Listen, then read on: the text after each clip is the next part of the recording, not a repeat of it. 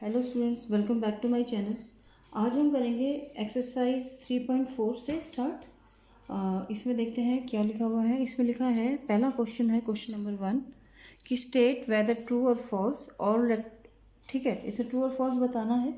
कि पहला क्वेश्चन है कि ऑल रेक्टेंगल्स जो हैं, सारे रेक्टेंगल्स जो होते हैं वो स्क्वेयर्स होते हैं। ये कहता है कि सारे रेक्टेंगल्स जो होते हैं स्क्वेयर्स होते हैं। अब ये देखिए कि हम लोगों का स्क्वायर जो होता है उसमें चारों साइड्स बराबर होती हैं। ठीक है, सॉरी ये रेक्टेंगल जैसा लग रहा है, ये हो गया square.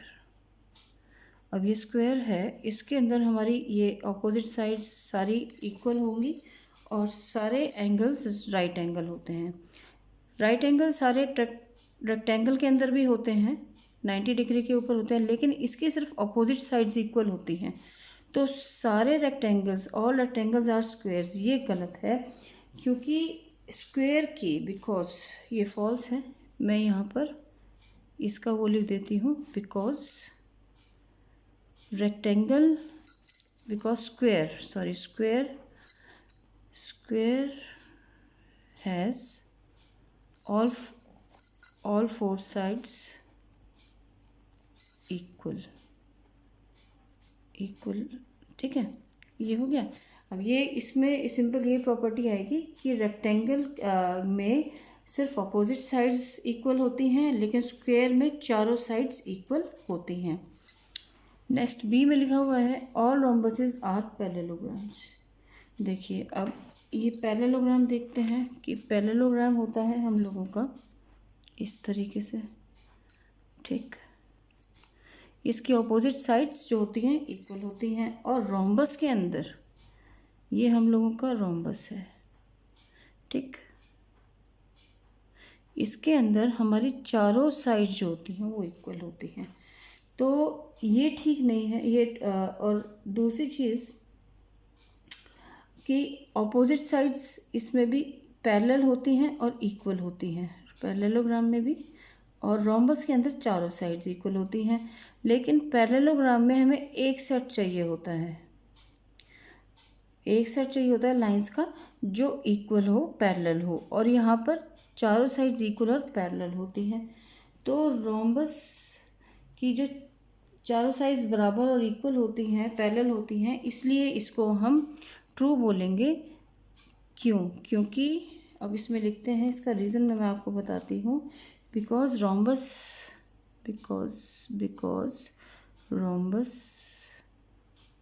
has all four sides equal and parallel, because rhombus has all four sides equal and parallel। ठीक है, अब नेक्स्ट में लिखा हुआ है सी में all squares are rhombuses and also rectangle, कि जितने भी स्क्वेयर्स हैं वो रोम्बस भी होते हैं और रेक्टेंगल भी होते हैं। अब इसमें ये ट्रू है क्योंकि स्क्वेयर्स की जो जितने भी, मैंने अभी आपको बताया कि स्क्वेयर की चारों साइड्स इक्वल होती हैं, सो एज इन रोम्बस। ठीक है, और रेक्टेंगल के अंदर हमारी ऑपोजिट साइड्स इक्वल होती हैं, लेकिन एंगल्स 90 डिग्री के होते हैं, सो दैट स्क्वेयर के अंदर भी 90 डिग्री के होते हैं। ठीक है, और रोम्बस में चारों साइड इक्वल होती हैं और पैरेलल होती हैं। यहाँ पर भी चारों साइड्स इक्वल हैं स्क्वायर के अंदर, तो पैरेलल हैं। और रेक्टेंगल के अंदर ऑपोजिट साइड्स इक्वल होती हैं और एंगल सारे 90 डिग्री के होते हैं। तो इसमें ये होगा कि रीज़न ये होगा square has all sides equal, और एंगल्स भी जितने होते हैं वो भी इक्वल होते हैं। रेक्टेंगल के ऑपोजिट साइड्स और एंगल्स इक्वल होते हैं, इसलिए सारे के सारे स्क्वेयर्स को हम रोम्बस और रेक्टेंगल कह सकते हैं। इसको बोलेंगे हम ट्रू। ठीक, अब करते हैं D part. All squares are not parallelograms, कि सारे के सारे जो स्क्वेयर्स होते हैं वो पैरेललोग्राम्स नहीं होते। लेकिन ये फॉल्स है क्योंकि स्क्वेयर के अंदर, अब देखिए स्क्वेयर के अंदर जो अपोजिट साइड्स हैं वो पैरेलल हैं, और पैरेललोग्राम की प्रॉपर्टी ये होती है कि ऑपोजिट साइड्स पैरेलल होती हैं, ठीक। तो स्क्वायर में भी ऑपोजिट साइड्स पैरेलल हैं, तो ये इक्वेशन जो है, ये टर्म जो, ये लाइन जो लिखी हुई है, ये फॉल्स है कि पैरेललोग्राम के अंदर ऑपोजिट साइड्स इक्वल होती हैं और पैरेलल होती हैं, और इसमें स्क्वायर के अंदर भी यही होता है। और ये इसमें लिखा हुआ है कि squares are not parallelograms, all squares are not parallelogram, ये फॉल्स है। अब इसमें लिखा हुआ है ई पार्ट के अंदर ऑल काइट्स आर रोम्बसेस। अब रोम्बस में हम लोगों की चारों साइड्स इक्वल होती हैं, ठीक है। लेकिन काइट के अंदर देखिए, काइट के अंदर हमारी ऑपोजिट साइड्स इक्वल होती हैं और ऑपोजिट एंगल इक्वल होते हैं। ये एंगल्स इक्वल होंगे और ये वाली साइड इक्वल होंगी, ये वाली साइड इक्वल होंगी, ठीक। अब ये फॉल्स है, इसको हम फॉल्स बोलेंगे क्योंकि रोम्बस की चारों साइड्स इक्वल होती हैं और इसमें काइट के अंदर सिर्फ ऑपोजिट साइड्स इक्वल होती हैं और ऑपोजिट एंगल्स इक्वल होते हैं, लेकिन रोम्बस में चारों साइड्स इक्वल होती हैं, ठीक है। तो ये हम लोगों का फॉल्स हो गया। अब यहाँ पर लिखा हुआ है ऑल रोम्बसेस आर काइट्स, कि और जितने भी रोम्बस होते हैं वो काइट होते हैं, क्योंकि ये ट्रू है, क्योंकि रोम्बस के अंदर प्रॉपर्टी है काइट वाली। कैसे? कि ऑपोजिट साइड्स इक्वल हैं और ऑपोजिट एंगल इक्वल है। इसमें जिसमें कि चारों साइड इक्वल होती है, लेकिन इसमें ऑपोजिट साइड्स भी तो इक्वल हैं, तो ये हो गया हम लोगों का ट्रू। एफ वाला पार्ट हम लोगों का ट्रू होगा। ऑल पैरेललोग्राम्स आर ट्रेपीजियम्स, कि ट्रेपीजियम होते हैं सारे के सारे पैरेललोग्राम। देखिए पैरेललोग्राम हम लोगों का ऐसे होता है, ठीक, और ट्रेपीजियम हम लोगों का इस तरीके से होता है। इसमें एक सेट जो होता है हम लोगों का ऑपोजिट वाला, वो पैरेलल होना चाहिए, ठीक, इस तरीके से, ठीक है। ये वाला सेट इसमें हमेशा पैरेलल होता है, और पैरेललोग्राम में भी ऑपोजिट लाइन जो होती है पैरेलल होती हैं और इक्वल होती हैं।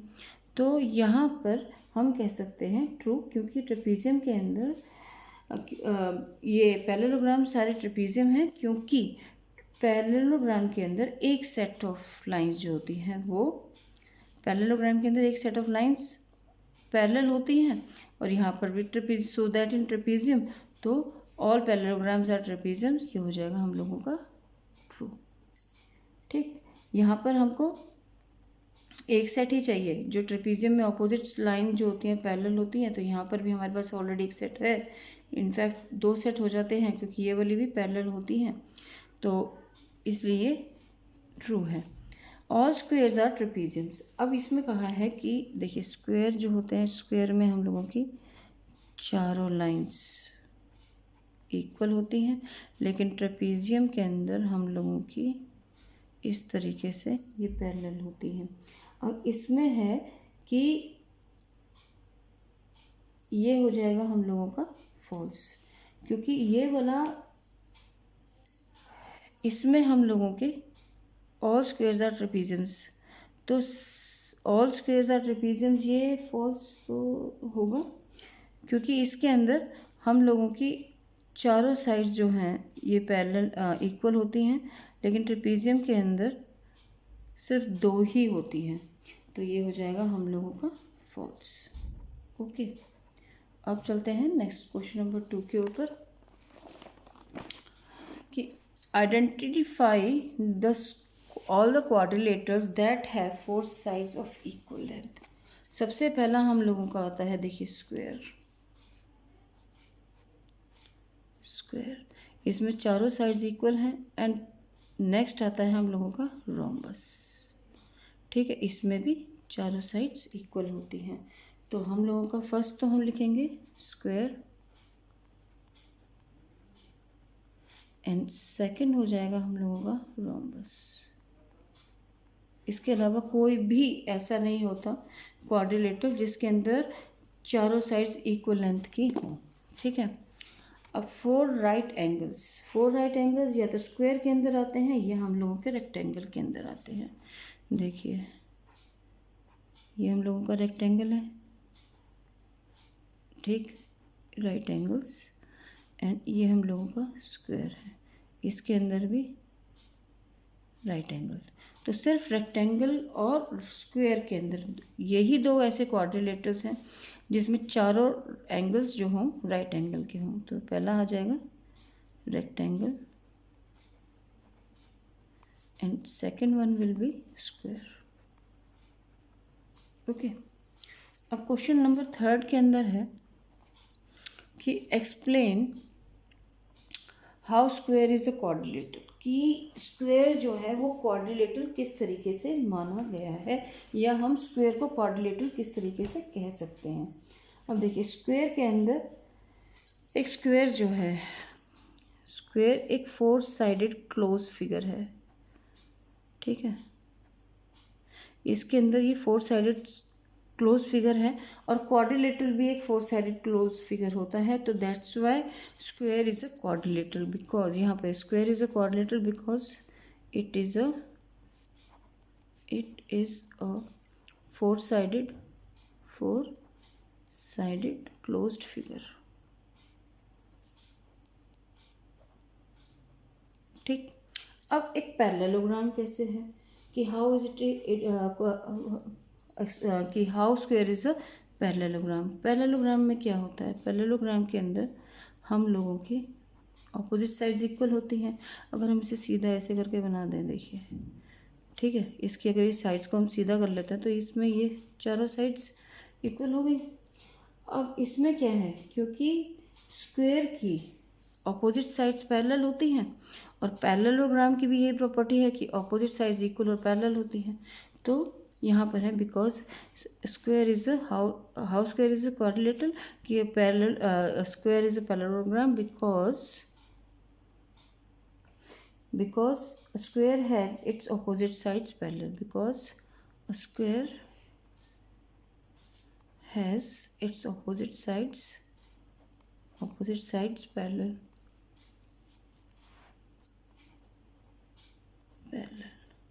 ठीक है। ये पैरेलल का निशान है, साइन है। अब एक रोम्बस कैसे है, देखिए रोम्बस के अंदर सिंपल से ही है कि रोम्बस के अंदर हम लोगों की 4 साइड्स इक्वल होती हैं, सो दैट इन स्क्वायर, ठीक। तो वही प्रॉपर्टी, दोनों की सेम प्रॉपर्टी है। प्रॉपर्टीज़ का बच्चों बहुत ध्यान रखिएगा, क्योंकि प्रॉपर्टीज से ही हम इन चीज़ों को क्लैरिफाई कर सकते हैं कि स्क्वायर को हम रोम्बस कैसे कह सकते हैं, पैरेललोग्राम या क्वाड्रिलेटरल या रेक्टेंगल कैसे प्रूव कर सकते हैं।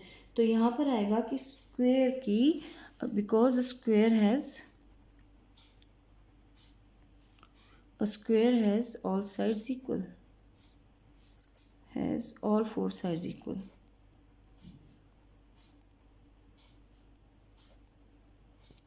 ठीक है। इसका भी ये हो गया। अब आते हैं रेक्टेंगल के ऊपर हुआ कि इसको रेक्टेंगल कैसे कह सकते हैं, क्योंकि रेक्टेंगल के अंदर देखिए इसको रेक्टेंगल क्यों बोला जाता है, रेक्टेंगल के अंदर सारे चारों एंगल्स जो होते हैं हम लोगों के राइट एंगल होते हैं, दैट्स वाई इसको रेक्टेंगल बोला जाता है, ठीक है। और वही प्रॉपर्टी स्क्वायर के अंदर है कि इसके चारों एंगल्स जो होते हैं राइट एंगल होते हैं। तो दैट्स वाई हम स्क्वायर को भी रेक्टेंगल बोल सकते हैं, क्योंकि इसके चारों के चारों एंगल्स 90 डिग्री के होते हैं। तो यहाँ पर लिखेंगे a square is a rectangle because